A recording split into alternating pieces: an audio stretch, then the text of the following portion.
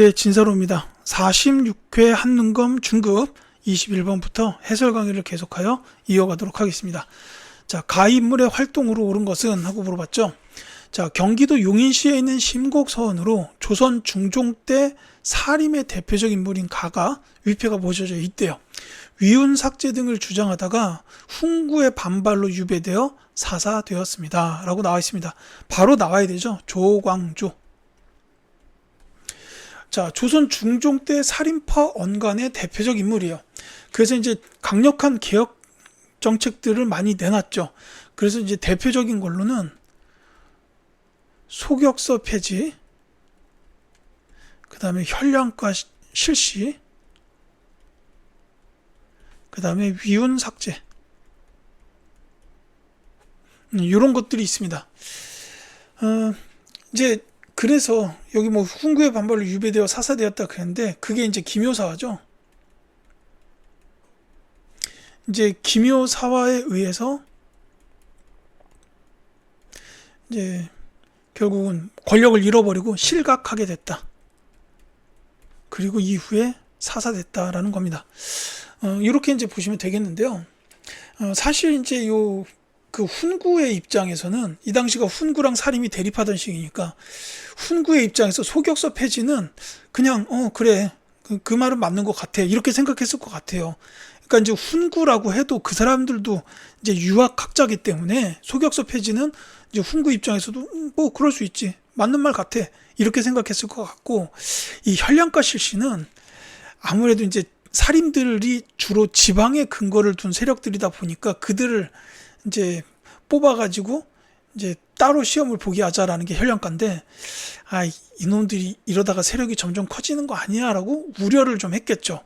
근데 요 뒤에 위훈 삭제가 나오는 순간 발작 버튼이 팡 하고 눌렸을 거예요.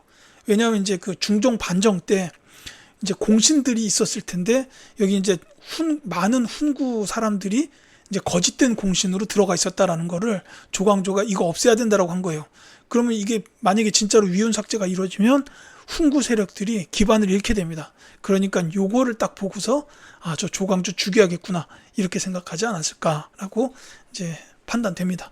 어쨌든 제가 말씀드린 거에서 정답은 나오죠. 바로 4번 현량과 실시를 건의하였다. 이게 이제 조광조라고 보시면 되겠고, 다른 것도 전부 중요하기 때문에 말씀을 드려야죠. 성악 10도를 저술하였다. 이건 퇴계 이황 선생입니다. 근데 이게 제가 많이 헷갈려서 이제 따로 말씀을 드리곤 하는데, 이 비슷한 시기에 계셨던 그 성리학자들 투탑이잖아요. 조선시대 최고 학자들로 투탑으로 꼽는데, 요 퇴계 이황 선생은 이제 성악 10도, 그 다음에 예안 향약, 이런 게 있으시고, 그 다음에 율곡 이희 선생은 성악 집요, 그리고 해주 향약. 이게 좀 비슷하잖아요. 그래서 제가 많이 헷갈려서 이렇게 항상 따로 이렇게 말씀을 드립니다. 그 다음에 그 이황 선생님의 경우에는 한 가지를 더 기억해 주셨으면 좋겠어요. 사단 칠정 논쟁. 요 이제 기대승 학자랑 벌였던 이제 그 성리학의 논쟁입니다. 이것 때문에 이제 성리학 발전에 큰 영향이 있었다라는 거고, 그 다음에 요 이희 선생에 대해서는 동호문답이라는 책을 저술했다 정도를 같이 기억해 두시면 되겠어요. 그래서 요 분들 다 이렇게 워낙 그 대단한 학자이시다 보니까 그 집회에 이렇게 계시잖아요. 이제 그만큼 중요하다라고 이해해 주셨으면 좋겠습니다. 자, 대동여지도를 제작하였다. 고산자 김종호 선생이죠. 백운동 서원을 건립하신 분은 사림이었던 주세붕 학자입니다. 그 다음에 시연역 도입을 주장하였다. 이 분은 이제 김육인데요. 이 김육이라는 분에 대해서는 시연역 도입과 더불어서 또 한 가지가 그 대동법의 확대 시행, 여기에 이제 큰 역할을 하셨다라는 거를 꼭 기억해 주셨으면 좋겠어요. 그 당시 대동법이 처음 시행이 됐을 때 그 양반들의 반발이 만만치 않았어요. 지주들의 세금이 늘어나는 제도다 보니까 그 이제 기득권층 양반들이 지주잖아요. 그러니까 그들의 반발이 만만치 않았기 때문에 광해군 시기에 대동법이 경기도에 한해서 처음 시행됐다가 숙종 시기에 와서야 전국 시행이 되는데 그게 100년 정도 걸렸다 이거죠. 이렇게 이해해 주셨으면 좋겠습니다. 자, 22번. 자, 밑줄근 이전쟁 시기에 있었던 사실로 옳은 것은 하고 물었어요. 자, 이곳은 일본 교토의 귀무덤으로 코무덤이라고도 불립니다. 도요토미 히데요시가 일으킨 이전쟁, 임진왜란이에요. 이건 바로 말씀드릴게요.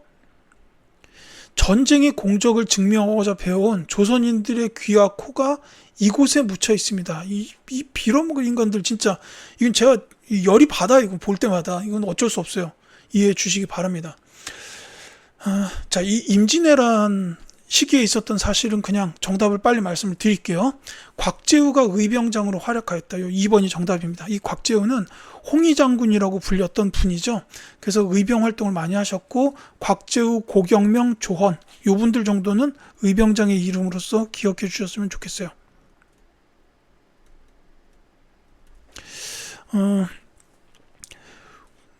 그 다음에 뭐 이렇게 한산도 대첩의 이순신 장군, 김시민 진주 대첩의 김시민 장군, 그 다음에 조명연합군의 평양성 탈환이나 그 건율 장군이 했던 행주 대첩 이런 게 있고 이후에 정유재란 벌어지고 나면 명량해전, 노량해전 이런 것들이 있다라는 거 다 이순신 장군이었죠. 요거 이제 흐름 같이 기억해 두시면 되겠고 이 임진왜란 시기에 그 훈련도감이 창설이 됐죠. 그것도 알아두시는 게 좋아요.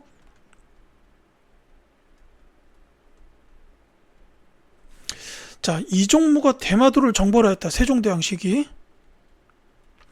임경업이 백마산성에서 항전한 거는 병자호란입니다. 병자호란. 자, 최영이 홍산에서 왜구를 격퇴하였다.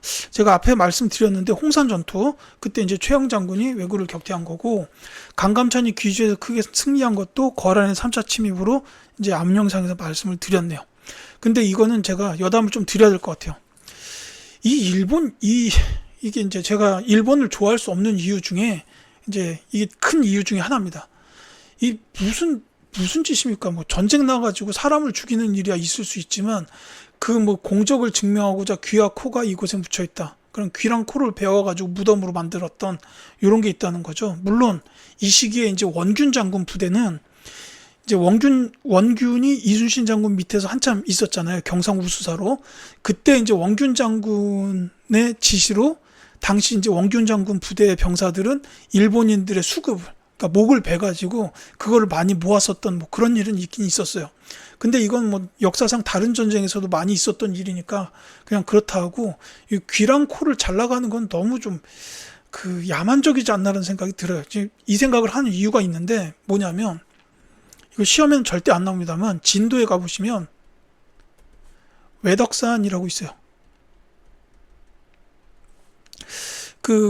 이게 명량해전 때 죽은 일본군들이 이렇게 바다로 떠내려오니까 진도의 주민들이 일본인들의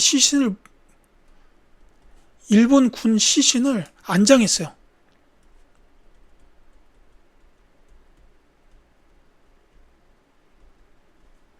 그러니까 이제 진도 주민들은 그 죽어가는 일본인들도 그냥 두고 볼 수가 없었던 거예요. 그래서 이 일본인들 시신을 이렇게 모아가지고 이제 양지 바른 산 하나를 선정해서 거기다가 이렇게 전부 다 묻어놓고 심지어 머리를 일본 쪽으로 향하도록 만들어놨어요.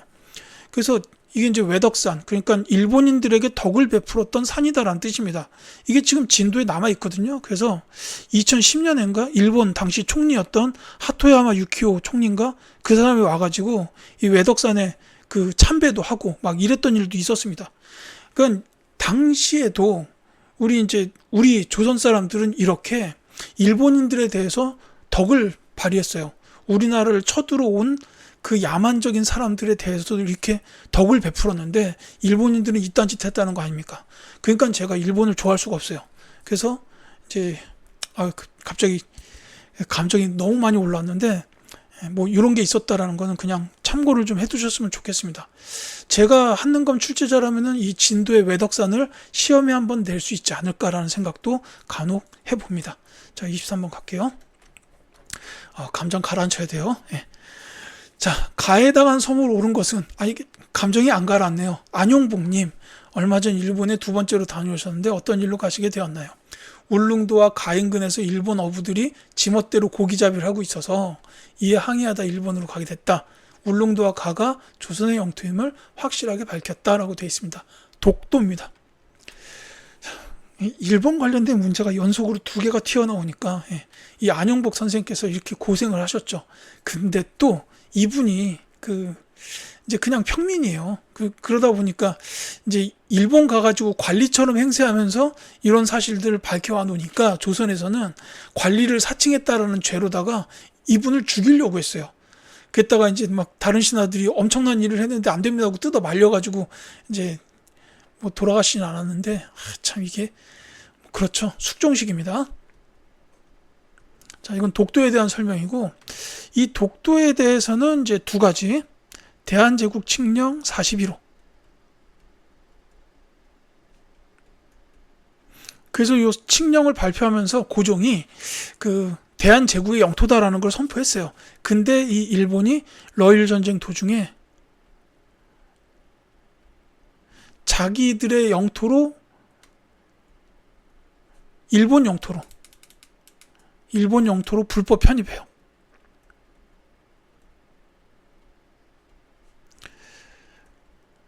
그러니까 하여튼 이 역사를 공부하다 보면은 일본이란 나라를 좋아할 수가 없습니다.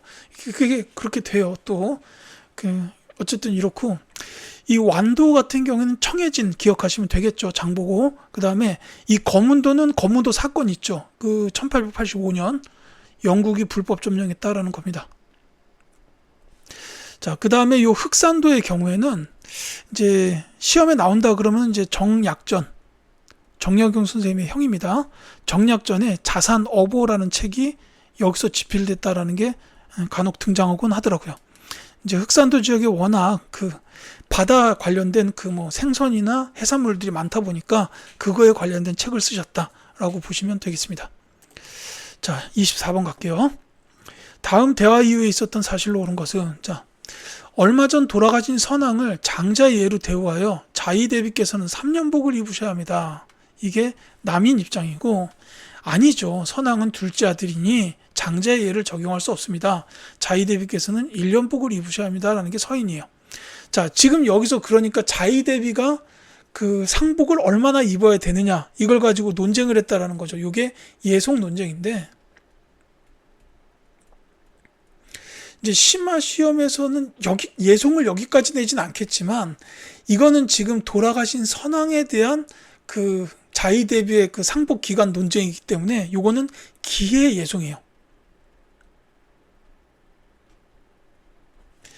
이제 뒤에 갑인 예송도 있어요. 그거는 선왕, 그러니까 돌아가신 효종의 부인, 효종 부인이 돌아가셔가지고 자의 대비가 얼마나 입어야 되느냐 요걸 한 거고 지금 이제 그 전에 효종이 먼저 돌아가셨죠. 그래가지고 이때 이제 3년복이냐 1년복이냐 논쟁한 거는 기해 예송이라고 보시면 되겠습니다. 이게 이제 현종식이에요.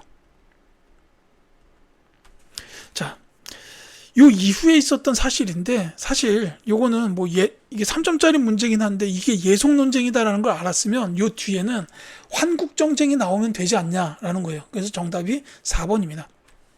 경신환국이 발생하였다. 요게 이제 숙종식이기 때문에 이제 예송 뒤에 나오는 게 환국이죠. 그래서 정답이 4번이 됩니다. 요건 이제 이렇게 좀 말씀을 드릴게요. 사림들이 이제 훈구랑 대립을 하다가 이제 정권을 장악하게 된 게 선조 시기부터죠. 이때 바로 붕당이 분화가 됩니다. 동인과 서인으로 이제 동인하고 서인으로 분화가 되는데 이 동인은 다시 남인하고 북인으로 갈라지죠. 그게 이제 광해군 시기 즈음에서입니다. 그리고 이제 이 북인마저도 대북과 소북으로 또 분화가 돼요. 근데 그런 것까지는 몰라도 되지만 이 붕당이 분화가 된 뒤로 예송. 요게 이제 현종 때 순서대로 말씀드리는 거죠. 그 다음에 황국 3번 있었죠. 경신왕국, 기사왕국, 갑술왕국. 요게 이제 숙종 때 있었고 그 다음에 탕평. 이게 이제 영조랑 정조 때죠. 그리고 나서 이제 세도. 요게 이제 순조부터 헌종, 철종. 이렇게 이제 그 살인들의 권력 흐름이 이어집니다. 그래서 예송이 문제에 나왔기 때문에 그 뒤에 나오는 게 환국이나 탕평, 세도가 될 수 있는데 이 문제에서는 환국이 바로 나왔기 때문에 그게 정답이 된다라고 보시면 되겠습니다. 자, 무오사화가 일어났다. 요거 연산군 제위 시기이기 때문에 이때는 훈구랑 사림이 대립하던 시기죠. 한약으로 천도한 건 아예 태조 이성계 시기. 그 다음에 병자호란이 발발했다. 요거는 이제 인조 때죠. 요 인조 때는 서인들이 정권을 장악하고 있던 때였습니다. 자, 그 다음에 관수강급제가 실시되었다. 요거는 성종 때의 일이에요. 이제 수조권의 폐단 때문에 관수강급제를 실시했다. 이런 일이 있었습니다. 자, 25번 갈게요. 가왕의 재위 기간에 있었던 사실로 옳은 것은, 자, 이곳은 영창대군의 무덤입니다. 그는 왕권을 공고히 하고자 했던 이복형 가에 의해 어린 나이에 죽임을 당했고 어머니 임목대비는 서궁에 유폐되었습니다. 이 사건을 구실로 서인 세력은 가를 몰아내는 인조 반정을 일으켰습니다. 라고 되어 있어요. 자, 영창대군의 이복형, 그 다음에 그 인조 반정을 일으켰다 해가지고 몰아내진 거죠. 이 왕은 바로 광해군입니다. 물론 이 광해군이 뭐 폐모살제 이런 것도 저질렀고, 그 뭐 이 살제 영창대군 죽였잖아요. 자, 어머니 임목대비 유폐시켰죠. 그리고 이제 그 광해군 제위 시기에 특히 제위 말기에 옥사가 많이 있었어요. 그러니까 이제 그런 이제 과도 어마어마하게 많지만 한편으로는 공도 있습니다. 이 광해군의 공적만 얘기하자면 일단 대동법 시행, 그 다음에 저는 이게 공로라고 보는데 중리배교, 명과 후금 요 사이에서 중리배교 했고, 뭐 실리외교라고 볼 수도 있어요. 실리외교. 일본 그 도쿠가와 이에야스, 그러니까 에도막부하고 그 기유약조 요거 맺은 것도 광해군 때 일이죠. 뭐 그 다음에 이제 시기상으로 보면은 이제 정답과 관련이 있는 게 동의보감이 나왔다. 요것도 광해군이에요.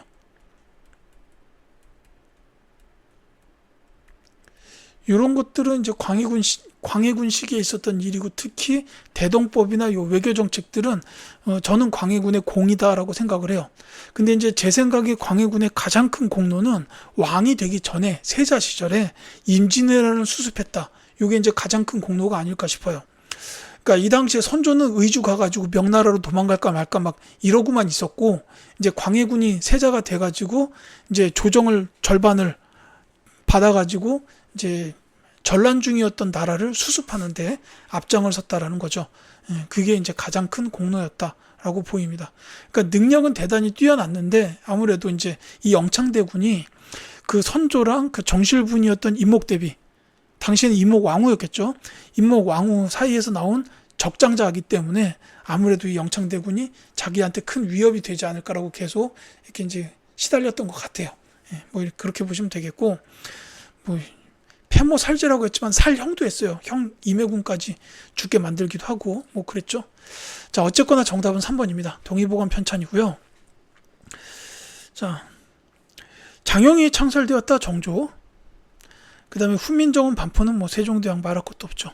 노비안건법의 시행은 고려의 광종이고 백두산 정계비의 건립은 숙종 때 있었다. 이렇게 보시면 되겠습니다. 자, 26번 갈게요. 가에 들어갈 답변으로 옳지 않은 것은 하고 물었습니다. 자, 판소리 공연 모습을 담고 있다. 평양도의 일부래요. 조선 후기의 문화에 대해서 말해보자 라고 나왔습니다. 자, 광대가 장시에서 탈춤 공연을 벌였다라는 게 하나 나왔고, 이제 가가 있는데 여기 답변으로 옳지 않은 걸 찾아라라고 했어요. 근데 선지를 딱 읽자마자 바로 정답이네요. 1번. 지배층을 중심으로 변발과 호복이 유행했다. 요거는 고려시대 원간섭기이죠. 자, 다른 거는 그러니까 조선 후기의 문화가 맞을 거예요. 사설시조가 성행했다라든지, 그 다음에 풍속화가 그려졌다. 요거는 김홍도나 신윤복 같은 화가를 꼭 신윤복입니다. 신윤복 같은 화가를 꼭 기억해 주시기 바라고요. 한글 소설이 널리 읽혀졌다. 뭐 춘향전, 홍길동전 뭐 이런 한글 소설 말하는 거죠. 그 다음에 청화백자가 제작되었다. 이런 것도 당시 조선 후기의 문화라고 보면 되겠습니다. 자, 27번 갈게요. 자, 밑줄근 왕의 재위 기간에 있었던 사실로 옳은 것은 하고 물었죠. 네덜란드인 하멜과 그 일행은 1653년에 일본으로 향하던 중 제주도에 표류하여 왔다라고 돼 있어요. 이게 이제 하멜 표류기라는 책 관련이 되겠죠. 삼전도의 굴욕을 겪은 아버지에 이어 즉위한 왕은 북벌 추진 과정에서 무기제조 등에 활용하고자 했다. 이렇게 나왔습니다. 자, 삼전도의 굴욕, 이거는 인조죠. 그러니까 인조에 이어서 즉위한 왕이기 때문에 효종입니다. 이제 인조 당시에는 복림대군이었죠. 형이었던 소현세자가 죽고 복림대군이 이제 왕으로 즉위했다. 이렇게 보시면 되겠습니다. 그래서 이건 효종 재위 기간에 있었던 사실인데 이제 북벌이라는 거에서부터 효종이라는 걸 알았다면 이거랑 관련된 게 또 하나가 나선정벌이 있구나. 이것도 나와야죠. 그러니까 효종하면은 북벌 추진, 나선정벌 이렇게 두 가지입니다. 이 나선정벌 때 이제 북벌 추진하면서 강화했던 국방 부대를 나선정벌이 보내게 되는 이런 일로 이어졌다는 거죠. 그래서 정답이 1번입니다. 두 차례 나선정벌에 조총 부대가 파견되었다라는 건데 이거랑 관련해서 한 가지를 더 말씀드리자면 신유라는 장군이 이제 요때 가셨던 총사령관이었고 그 다음에 흑룡강 전투에서 승리했어요. 요거까지는 좀 봐두셨으면 좋겠습니다. 자, 문신의 재교육을 위한 초계 문신제 시행, 요거는 정조 때 세계 지도인 혼일강리 역대 국도 지도가 제작되었다. 태종 때죠. 자, 삼정의 문란 때문에 삼정 이정청이 설치된 건 철종식인데 이때는 세도정치 시기였어요.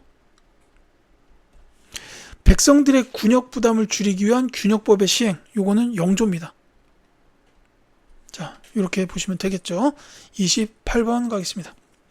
가해에 당하는 인물로 옳은 것은 하고 물어봤어요. 자, 지난 흉년의 굶주리는 제주도 백성들을 구제한 가는 과인이 내리는 상을 사양하고 천한 신분에서 벗어나는 것조차 원치 않았다. 다만 금강산을 보고 싶다 하니 편의를 제공하도록 하라. 분부대로 거행하겠습니다. 라고 나왔어요. 자, 제주도의 백성들을, 정조식이죠. 제주도 백성들을 구제한 그러니까 제주도 지역의 거상이었던 분입니다. 바로 거상 김만덕 선생이에요. 2번이 정답입니다. 심지어 여성입니다. 그래서 이 김만덕 선생에 대한, 김만덕 상인에 대한 이런 설명이라고 보시면 되겠어요. 그러니까 여기 보시면 이제 이 김만덕 선생 이분은 욕심도 없었어요.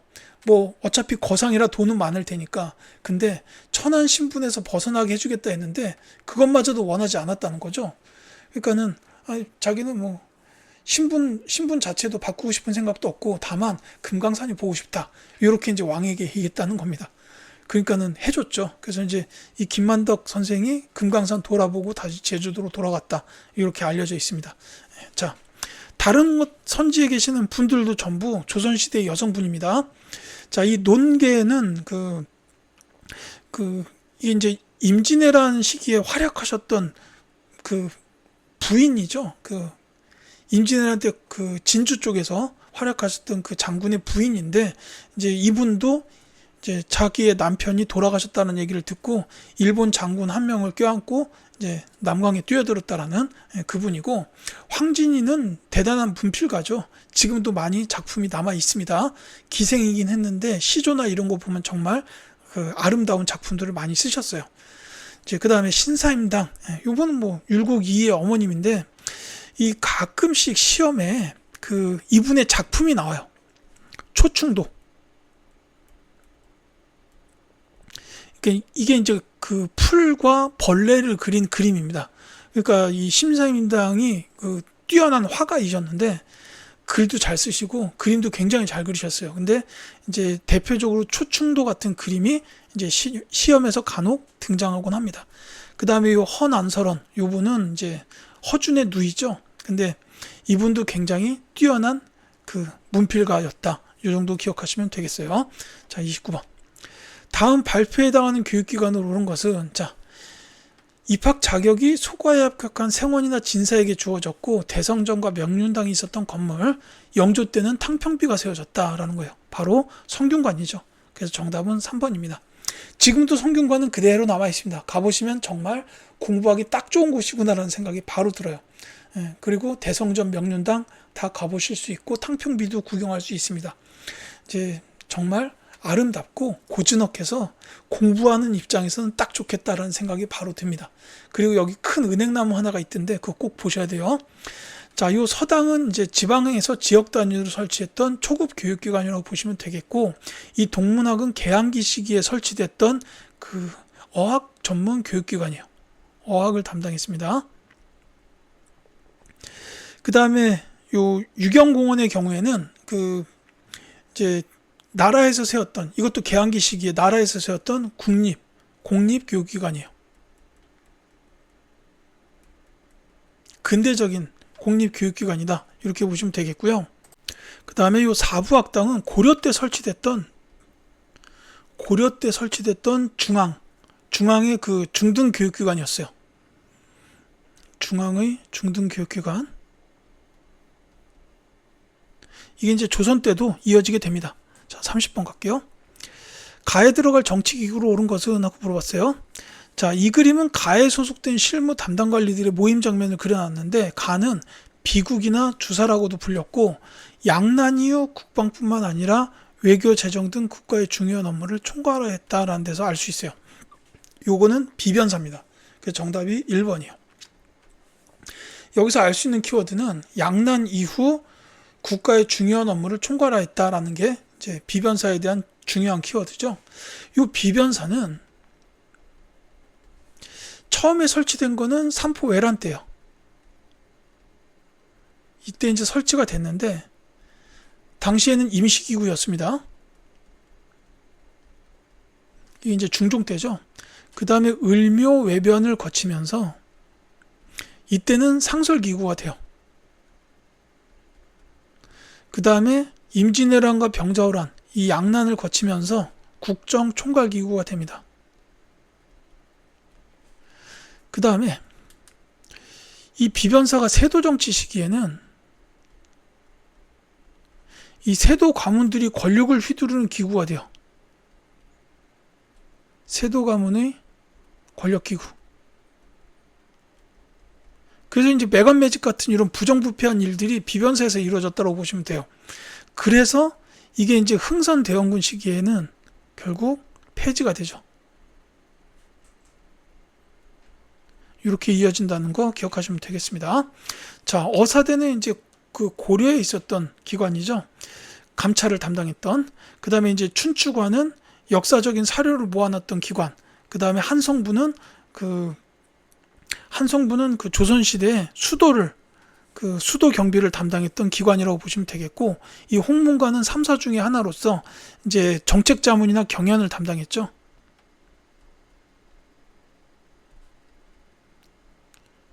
옥당이라고도 불렸습니다. 이게 이제 시험에 나올 수 있기 때문에 쓰게 됐네요. 자, 이렇게 해서 30번까지 말씀드렸고요. 31번부터는 또 다음 영상으로 이어드리도록 하겠습니다.